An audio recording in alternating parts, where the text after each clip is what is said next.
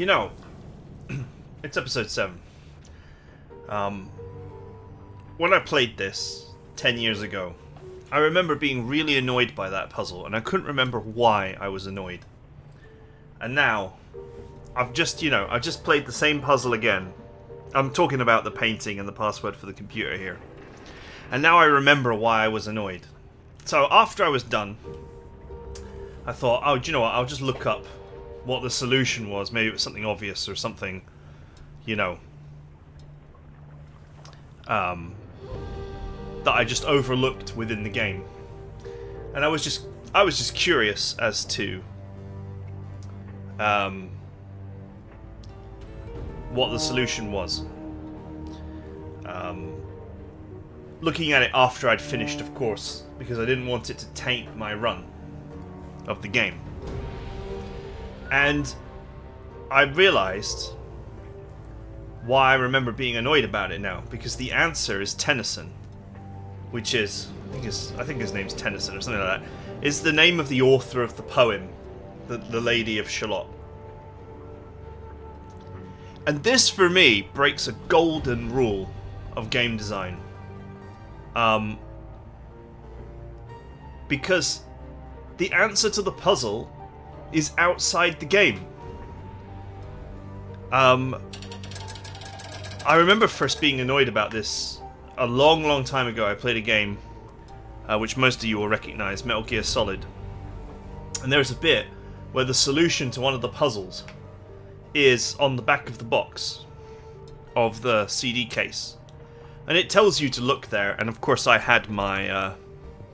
this is before my games collection was stolen, so of course I had everything. I had all my cases and all my games. And there was the answer on the back of the CD case. And I thought to myself, well, wow, that's really dumb. What if you lost your case? Or, you'd taken the, the back of the box was damaged in some way, or there was like a sticker over that bit, or whatever. Just remember thinking to myself, like at first I was like, oh yeah, that's really clever, but then I thought about the implications of it, and I thought, from a game, I always used to think of everything in terms of game design back then. I was totally obsessed with studying games design, and I just thought, well, that's horrible, because you think about it. If you sit down and think about it, that's a green light from the game to use a guide, because how many people are going to know the answer to that? How many people are going to have both studied the classics and the classics of that period, and drilled down far enough for it to be musical/lyrical classics? They're going to know the answer to that question, because I'll tell you for free, I actually did music, some classes in music when I was younger, and I had never heard of this guy or this poem, even though he's English. And so anyway, a very, very tiny amount of people are going to have had that as part of their education. Unless maybe, like, in America it was, like, part of the education that Americans received for a period of time or whatever. But I'm not American, so I don't know.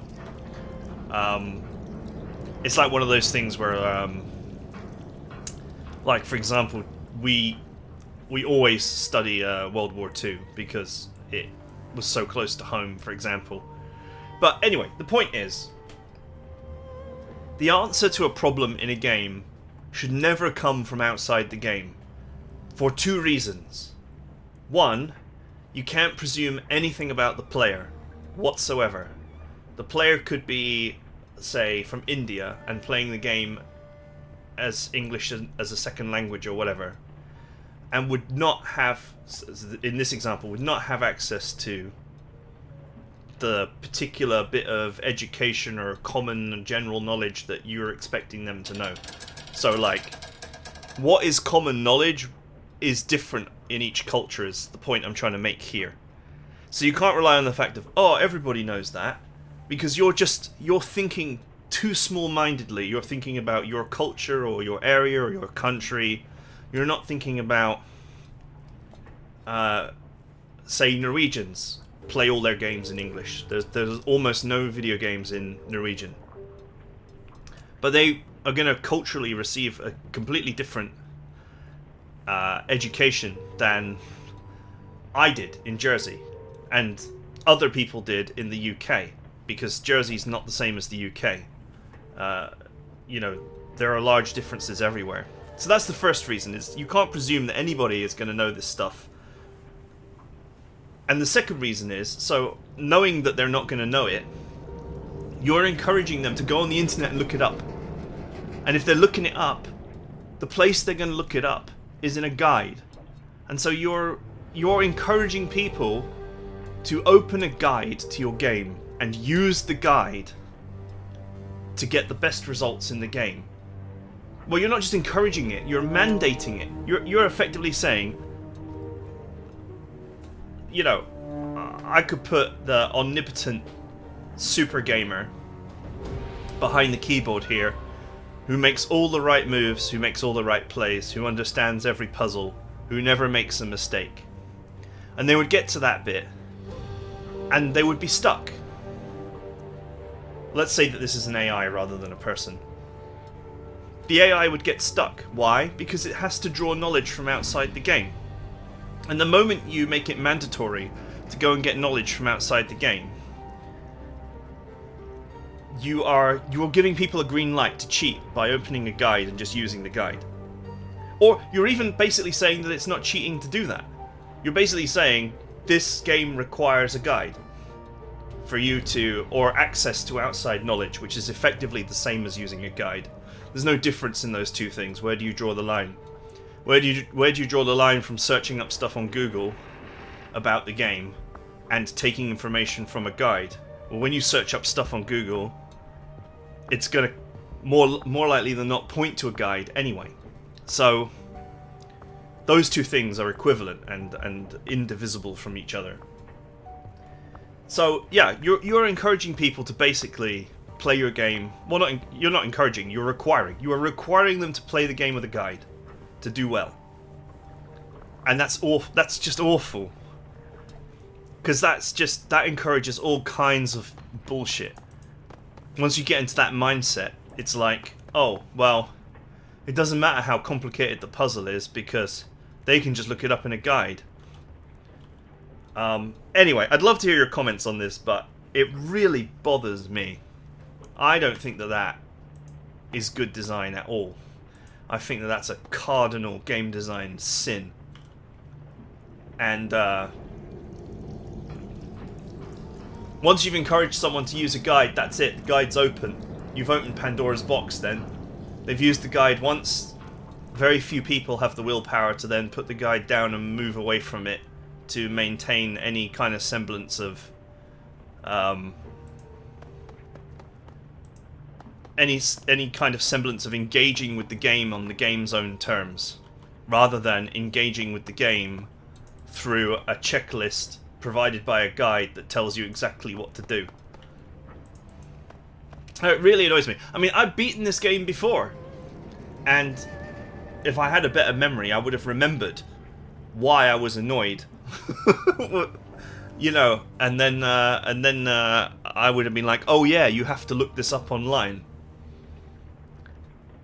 But I didn't play a magic character in this in my first run. I played a rigger because riggers are ridiculously OP.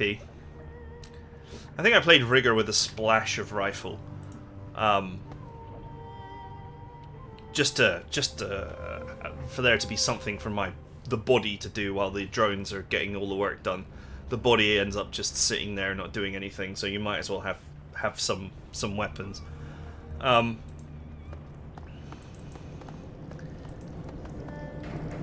so, you know, I was thinking, oh, you know, some things will be quite different, I guess, playing a magic character instead of an intelligence one.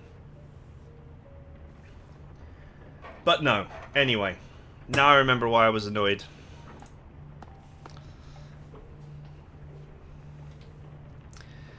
You wake with a start, your limbs bound up in a sweaty tangle of linen bed sheets. An incredible sorrow swells in your chest. You feel empty, half-starved and alone. Fragmentary memories of a half-remembered dream float through your mind. They're already fading away to nothing.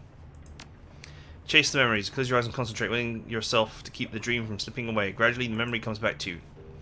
The walled city. You were back in the walled city. You don't remember how you got there, but it couldn't have been any place else. Even the barons weren't so squalid. You remember craning your neck to look above you. The buildings that made up this part of the walled city were new construction.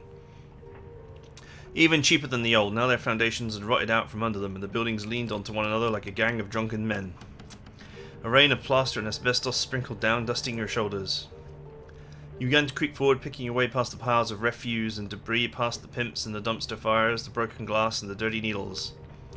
The air reeked of rotten sewage and industrial waste, a disgusting melange that caught in your sinuses and crawled down your throat. You gagged on the stink, but it didn't slow you down. Back in the mind, you knew that you had no reason to be doing this. There was nothing for you in the walled city. It shouldn't have been there. But the rest of you was hungry, unbearably, indescribably hungry, and that part of you knew that if you kept moving, you'd finally get to eat. As you forced your way deeper into the walled city, the locals stood at their windows and stared. Inexplicably, some of them dropped to their knees. You kept moving. You could see something in the distance, a silhouette, something enormous, something twice the size of a troll, but delicate. It was beautiful. A huge figure beckoned you, gesturing with a slender limb. An explosion of warmth filled your chest, and you knew that if only you could reach it, your problems would be over. She would make all of your sorrows disappear. You moved forward at a crawl, but the figure felt impossibly far away. You reached out, calling to her, and then you woke up. The empty feeling in your stomach slowly fades, taking strength and vibrance of memories along with it. Okay, that was random.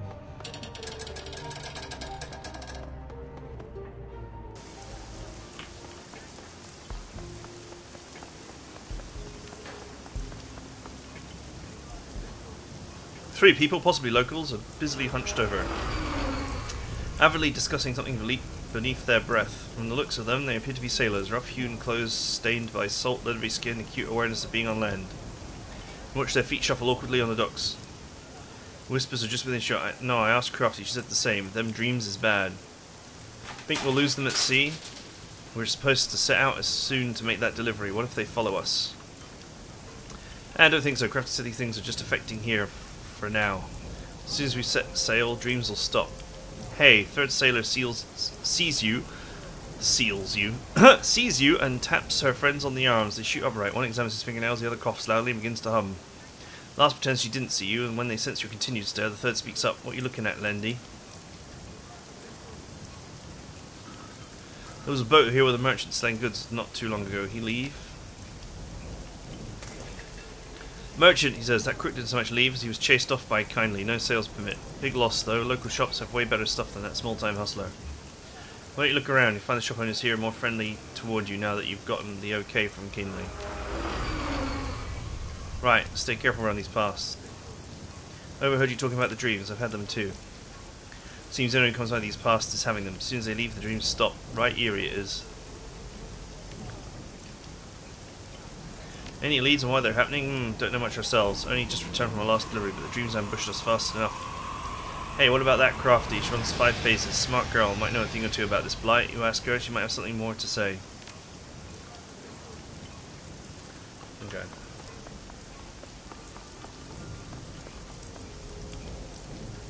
It's muggy out, even by monsoon season. You stop to mop your brow. Suddenly you feel eyes upon you. Glance up, you meet the tranquil, searching gaze of a man half hidden in the shadows. He's wearing a crisp-tailored suit, shirt sleeves neatly rolled, dark grey silk tie and smart black trousers. If he's sweating, you don't see it. The man tilts his head ever so slightly in greeting. A newcomer, welcome. He flashes you a brilliant smile, eyes glinting with amusement. You can just barely detect a faint trace of an accent in his voice. Handsome Lee's name, purveyor of enhanced sensory experiences. I can see you've got some stories to tell. Mentions old enhanced sensory experiences. Let's see what you've got. Okay. You're not from around here, are you? He flickers briefly. He's got a decent poker face, but you can see that he's rattled. Why do you ask?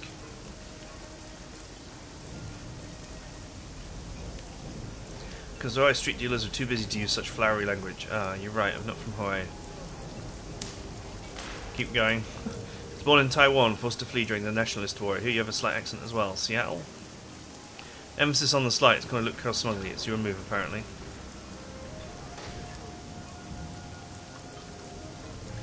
Good guess, Raymond Barons. Nasty place. Toughen me up. Nothing to be ashamed of.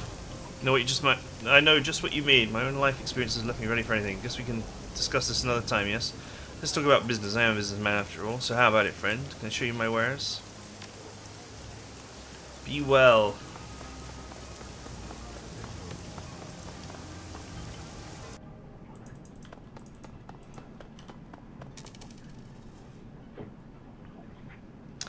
Kindly Chang appears to be nearing the end of a harsh exchange with Strangler Bo, who is listening intently.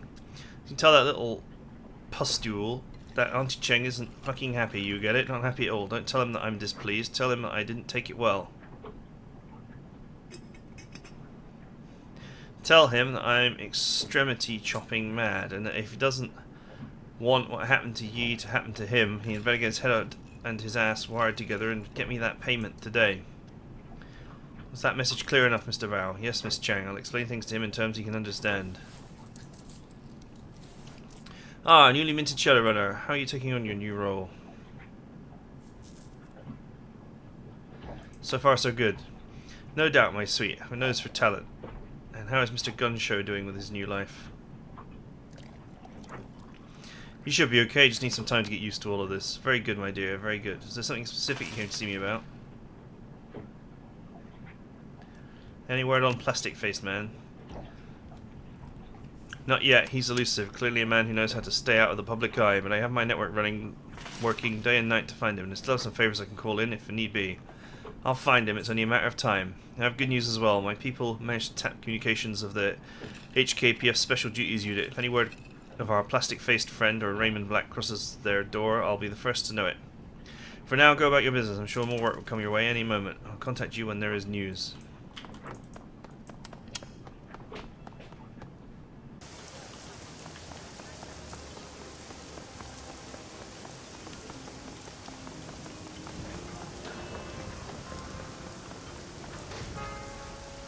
The side of Matthew's trailer looks freshly scrubbed. It reeks of kerosene. Broad swathes of the flaking paint have been removed, revealing the brittle plastic siding. Discoloured by several years of acid rain, you can still see the faded black traces of erased graffiti. It reads, Job Stealer. Something thumps inside the trailer. You could easily peer in one of the windows.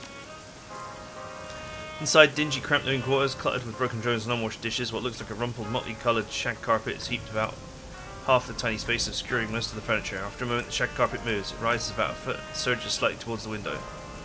Then it stops, pulsing and fidgeting. It's hard to see clearly through the built-up grime on the window. Carpet is actually plush-coloured drones, teddy bears, raccoons, little dolls. There must be 24 inside the caravan, all companionship models. They're looking at you as if they've realised you're not Matthew. They watch fidgeting. Then in one coordinated motion, they all lie down and go dormant again. Wow, that's adorable in its own strange way. Wow, you're not here for some robotics, are you?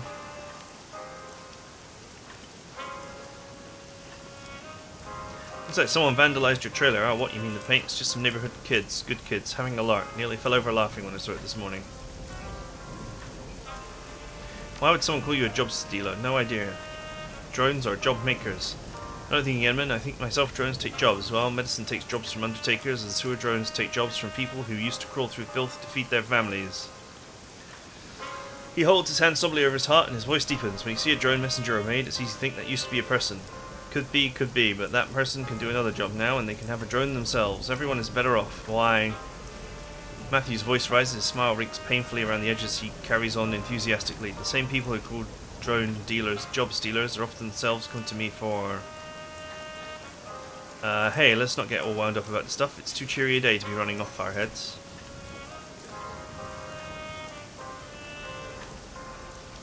What exactly are the drones you use for?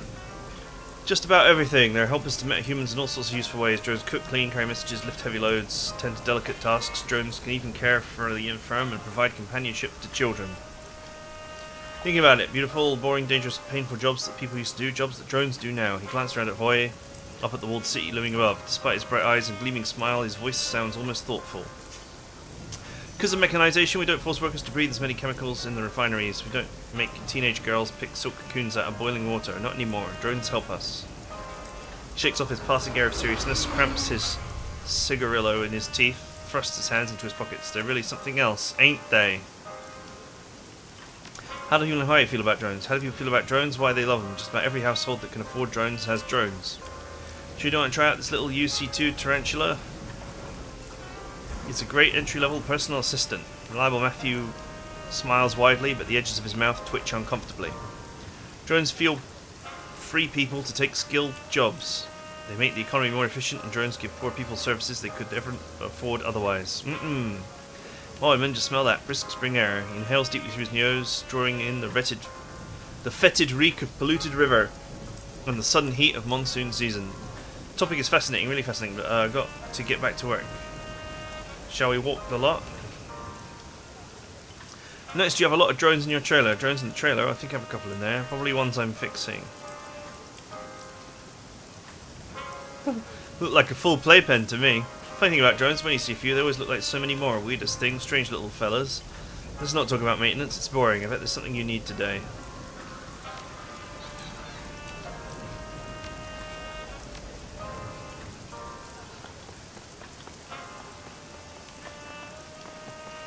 I don't think there's been any upgrade to equipment yet.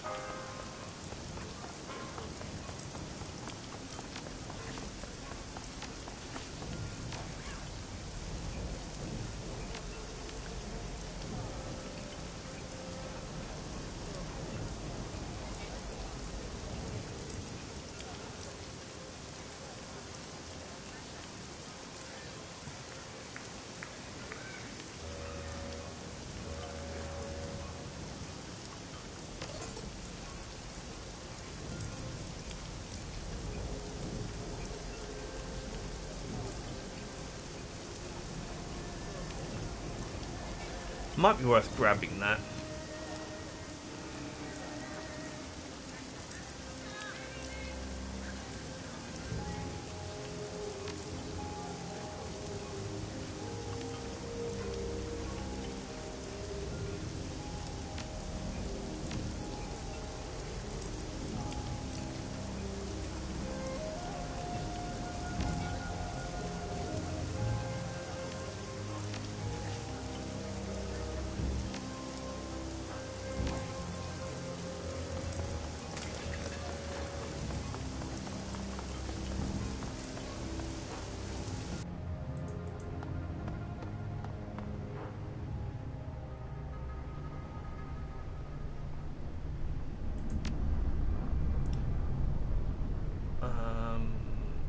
There's life siphon.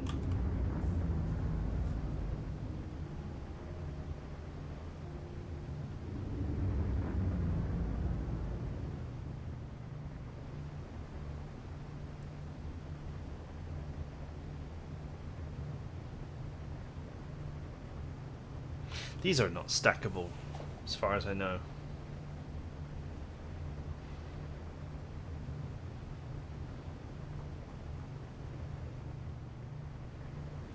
Strange that it's back, though.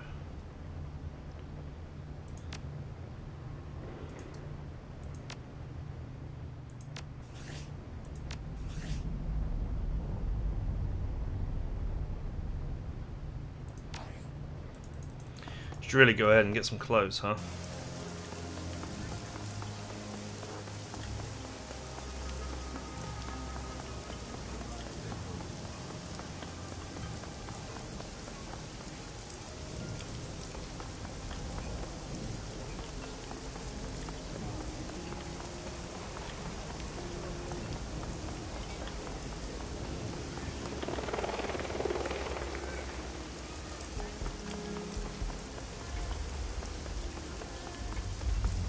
Guy's new. Disabled man, filthy rags, teeters on the skyward, wobbling on unsteady legs. His bloodshot eyes dart out desperately. Arid sweet odour wafts off him, buzzes unpleasantly in your nostrils. As you attempt to slip by, his arm shoots out to grab you. His fingers dig into you with a grip as hard as steel. The stink of human misery fills your nostril. You have to help me, man. I need your help.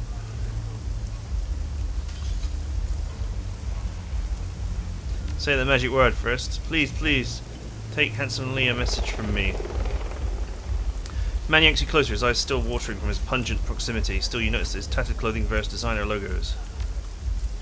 I'm Steven Dynamite. He nods eagerly, desperation in his eyes, a sluggish tongue wipes itself clean over the crack of his lips. Look, you gotta help me, I've been poisoned. That crap that Lee sold me put bad things in my head. Whenever I close my eyes, I see dark, narrow tunnels, so many hands grabbing, razor-sharp teeth gnawing, and the children.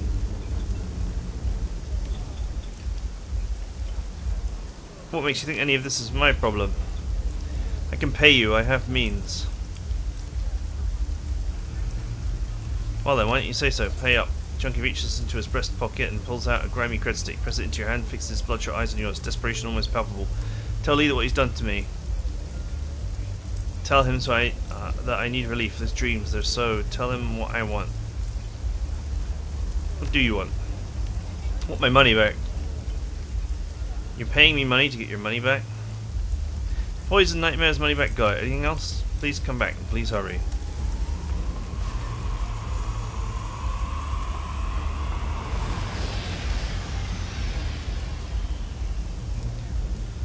Like most troll bouncers, this man is knotted with muscles, but absent of the mirrored scars that come with age or indiscretion. His only blemishes are the bony skin growths common to his kind, and a single deep scar across his neck and collarbone.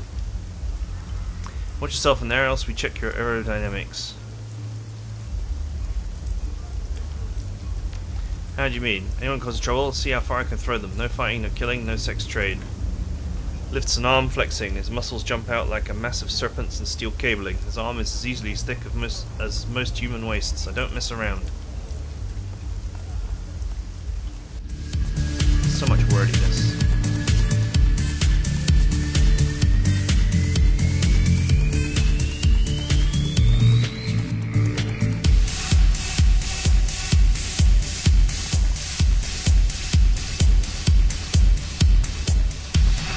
Better groomed than most of his kind, the young troll nevertheless ruins the effort with his own blatant drunkenness. God, the music's gone super loud again.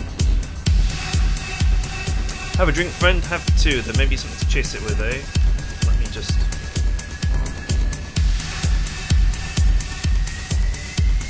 It's not music! That's why. It's friggin' ambience. Even though it's music. It's music playing as ambience. Alright, that explains the problem.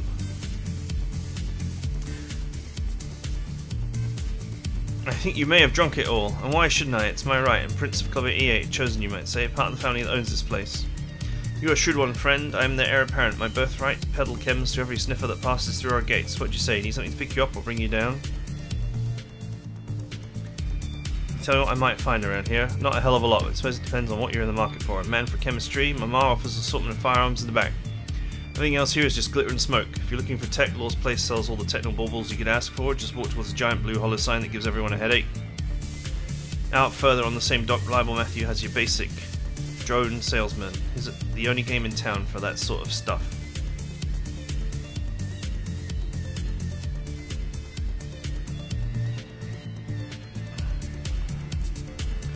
If you're needing magical whatsits, try the Parlour of Five Faces. Haven't a clue about that stuff myself, but both places certainly smell legit from the street.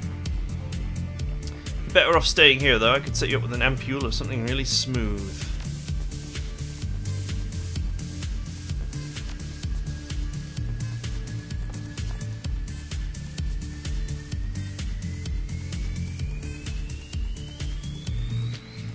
A wiry elven woman leans over the bar, propped up on one elbow. She glances back at you over her shoulder as you approach, lifting a half-empty glass to her lips. The selection here is total crap, but it's cheap.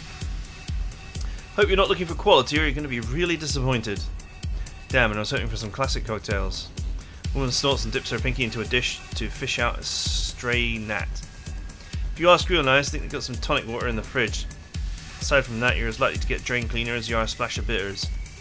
Even a simple Manhattan's probably beyond the means of this joint. Call me X-Flow, by the way. Maybe we can help each other. What do you mean? Got good eyes for people in this business. Believe me, you smell like Shadowrunners and Nguyen. Plus, everybody here is talking about Kinley's new hired help. I'm out here for work. You need any backup, I'm available.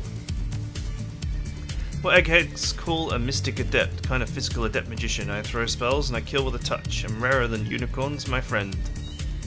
Cheers. See you later, X-Flow. You know how to find me if you need me.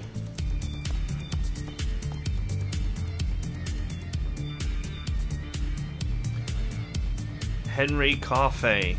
There's only one way to describe the troll haunting the back of Club 88, weathered. As if the man has been carved from granite and then battered from the crash of waves and salty winds over the course of decades. Welcome to Club 88. No killing, no fighting, no sex trade. Can respect that, TheEdmon. I suppose I own this place. If you're looking for guns, speak to my wife. If you're looking for farmers, speak to my son Callum. If you're looking for trouble, you see my son Frederick. Briefly.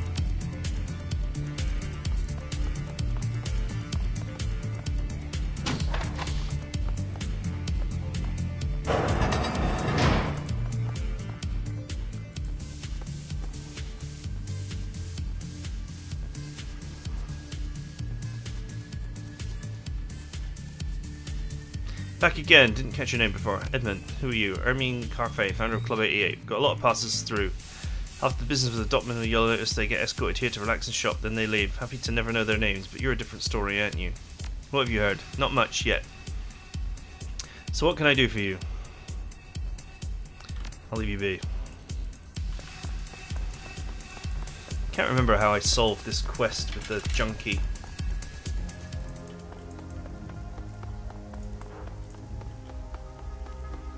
Who do you want me to talk to? Who do you even want me to talk to? I don't even remember.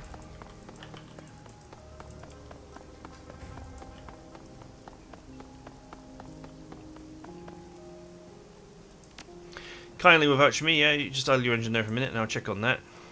Door gives several heavy metallic clicks, there's a dull rumble, heavy bolt sliding back, green light flashes on the terminal. Door appears unlocked, you can enter the clinic.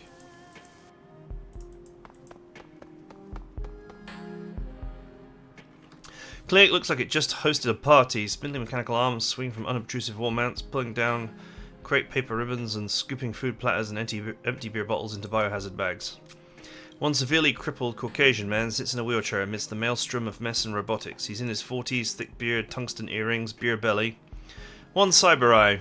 Both his legs are missing, one at the hip, the other at the knee. He only has one arm, and 3 fingers remain on the surviving hand. His face and arm show the scars of reconstructive surgery. He grins widely at you, regarding you with bloodshot eyes. He's clearly hungover. Hi, I'm Ambrose. He shouts cheerfully in English, the words piling together in a loose Midwestern accent. They used to call me Ten Arms. Welcome to the Kong, fellow Yucasin. He chuckles, his chest shaking with mirth. The Waldo arm springs to life and swings over to him. Its menacing metal pincer momentarily sets a cigarette between his lips, just long enough for him to inhale from it. Kindly says you're alright. What can I do you for? You're a doctor? Sure am. Rigor doctor. Rockter. Oh man, I cannot laugh this hard today. Too much partying last night. It hurts.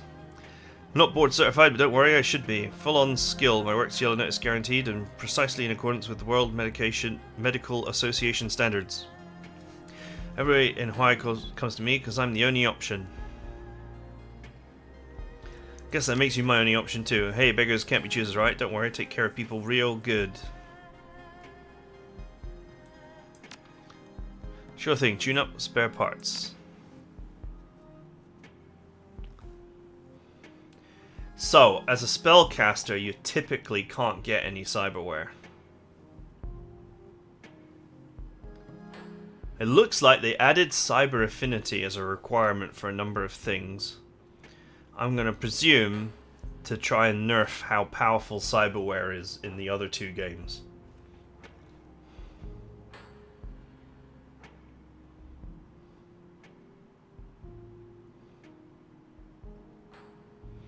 Oh man, I was looking at getting an eye because it doesn't cost a full point of essence, but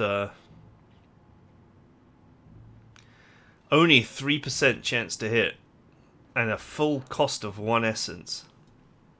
Yikes, they really struck out at the hit chance stuff, huh?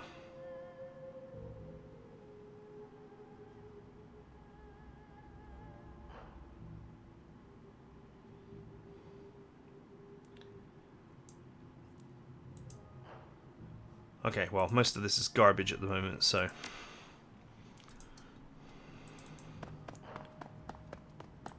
maybe there's some bioware later that would be useful. The electric furnace room has been built out as a medical clinic and a machine shop. The air is alive with the rumble of furnaces and the hum of cooling fans. It is sweltering. The front area is more like a homely coffee house than a clinic lobby. Comfortable old furniture, used digipads, colouring books. The wall opposite the boilers is cluttered with a mixture of photos and prints, local artists' work, images of military vehicles, off-road racing, Rube Goldberg machines. Personal photos, old-time cargo, Chicago gangsters, the Desert Wars Motorized Combat Division. Pictures are mostly of Hawaii residents, holidays, and parties. 10 armed Ambroses in many of them. Vast scope of the photos suggests that Ambrose must be acquainted with almost everyone.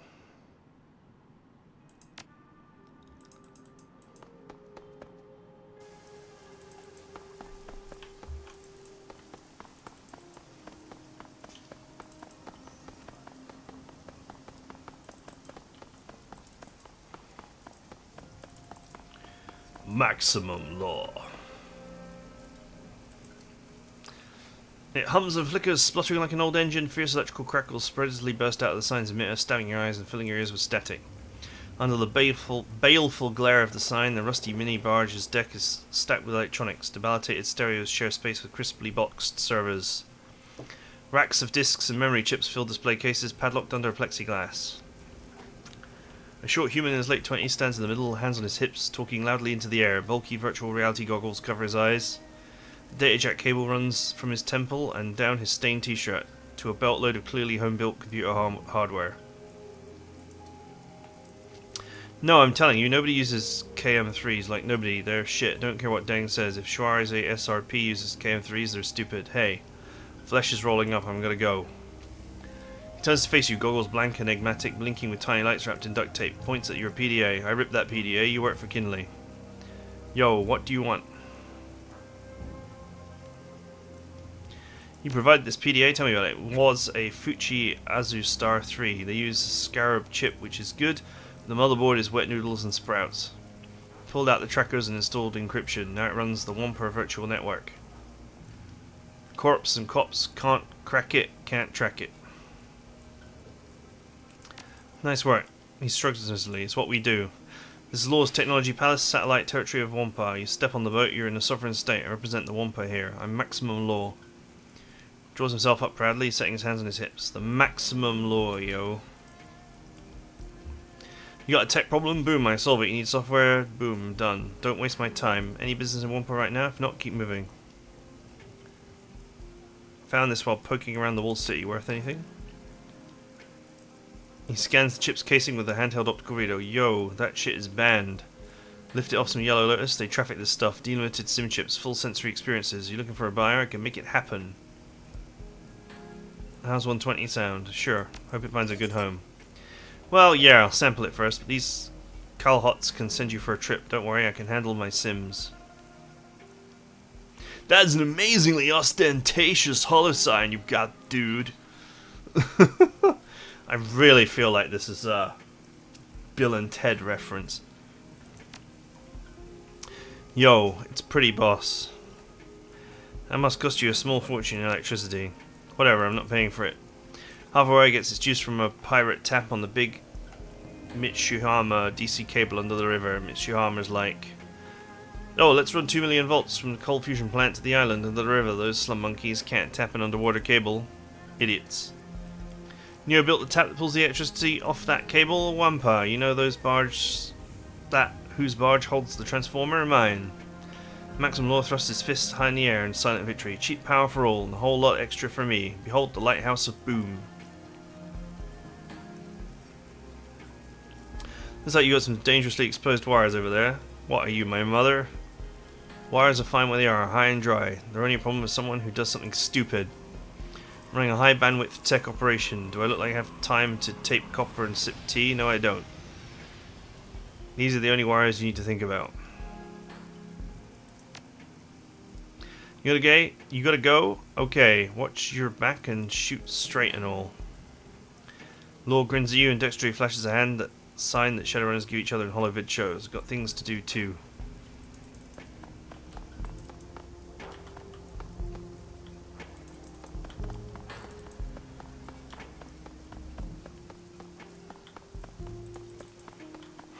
So basically he's a kid that everyone tolerates because he provides power.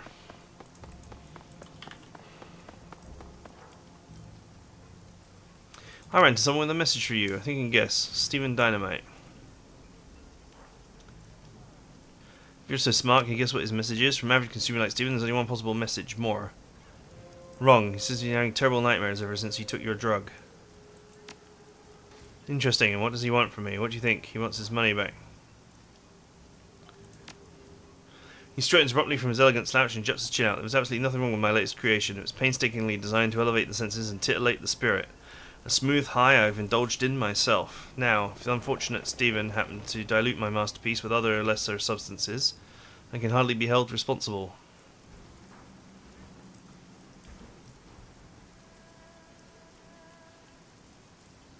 You don't get it. I don't care if your drugs work or not. I just want Steve's money. He stares at you for a long moment and reaches into his breast pocket. With a deft motion, he pulls out a small packet and presents it to you. There is no money, not anymore. I have expenses, just as I'm sure that you do. But here, give this to Stephen with my regards. What's in the package? A freebie. It's what our dear Stephen Dynamite really wants, whether he'll admit it or not. Deliver it with my compliments.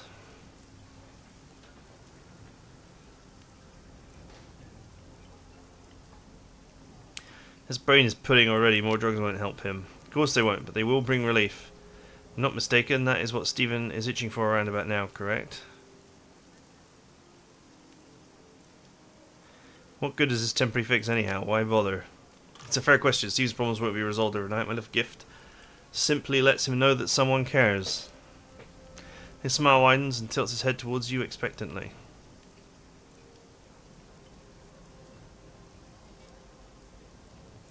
It's very touching. Let's not exaggerate. Strive to treat Stephen as befits a long-time customer. Anyway, take this, give it to him. It should help him at least in the short term. Alright, I'll take the drugs to him. Very good. Please let me know how it goes when you're done.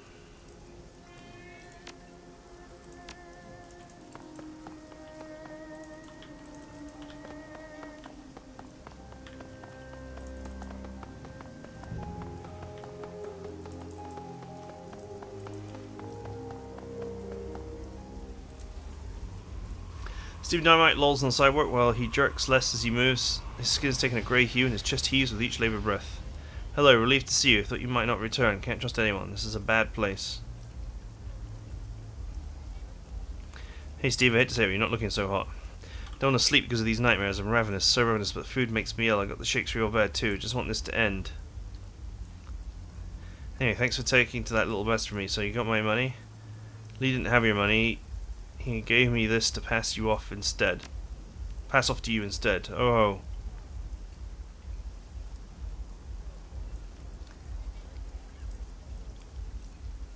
Just to warn you, it's the exact same stuff you thought was poison. I must have been delirious or high at the time. Give it to me. It's a terrible idea. You're messed up bad enough as it is. Can't get any worse. Hand that packet over.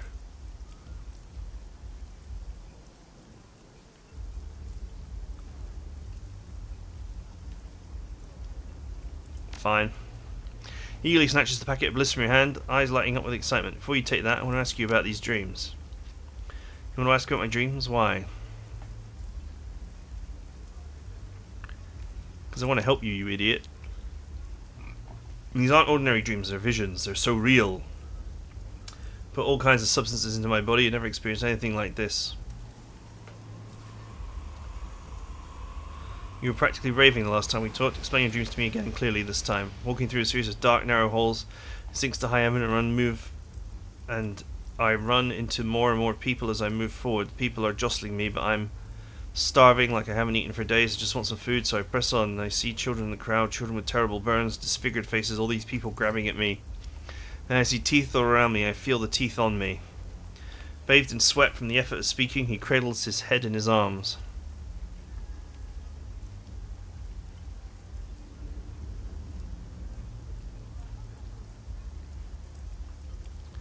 You must know that these drugs are making these nightmares worse, right? So why take so many of them? Because I need them. Used to get kicks from explosives. Used to love blowing stuff up, seeing glass splintering, solid walls disintegrating, flames licking the sky. Not anymore. Now I stick to needles and pills. Were you a Shadowrunner? No, not so much. I was a bomb maker, designed custom ordnance. It was dream job plus very lucrative. Megacorps couldn't get enough of the devices I invented. I was too high on my own ego to wonder what they were up to. What were the Megacorps doing then? They were fueling wars, often managed to sell to both sides of the conflicts all over the world. Casualties be damned. Nothing new, war profiteering as old as war itself. Junkie's face assumes an ashen hue and the corners of his mouth pull downward. Yes, war. I thought my bombs were used in wars against militias, mercenaries, armies. Didn't think of them as people. Weapons I developed got used against civilian targets. A man starts digging through rough fingernails to his palms so hard that tiny crescents of blood stain his palms. I am from Gaizu. Shonshin has taken over much of the province, but pockets of the resistance remain. These are big political struggles, actions removed from the lives of ordinary people, yet the village where I grew up in Gaza was annihilated. These were tobacco farmers, winemakers, peasants, not military. Tears leaked from the man's eyes, tracing narrow lines down his filthy cheeks. Recognized the distinctive patterns, traces that were left behind. These were my bombs, used to shatter the landscape of my childhood.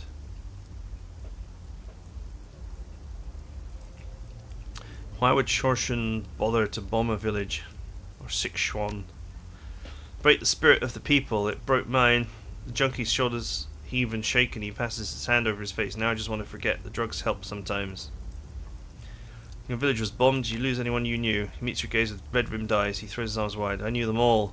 From the frailest elders to the littlest children. My family died too. We weren't always close. Pyromanic inventors don't fit well in the agricultural backwaters, but they were my only kin. Okay, Steve, I think I get what's going on here. I guess I must be feeling guilty about the bombs, huh? All the blood on my hands, I can feel it all the time, just like the bombs. Didn't want anyone to get hurt. How am I going to make this go away? How will I live with myself? The drugs help me forget, but... He shakes his head, a look of utter hopelessness on his face.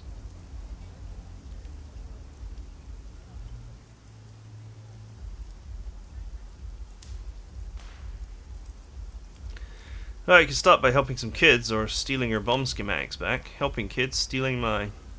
The junkie sways mutely in place, gnawing on his chapped lower lip. I wouldn't know where to begin. Need time to think.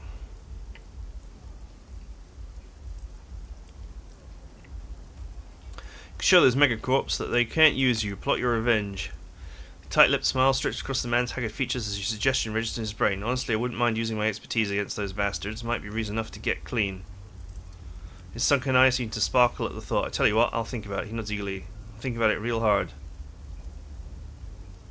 Thinking about it isn't going to be enough. You need to do something. Yeah, I will. His face lights up with something you haven't seen there before. Determination. I will, I promise.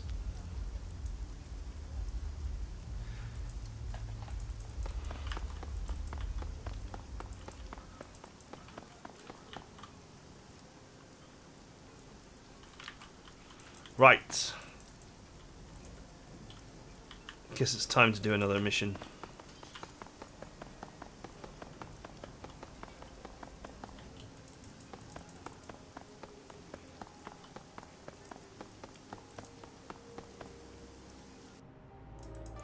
Okay, that's it for now. You can definitely drown yourself in walls of text in this game if you really want to. I mean, there's all the characters to talk to. I just gotta be careful about running my voice into the ground playing this. So, anyway, I hope you guys enjoyed it, and I'll see you guys next time.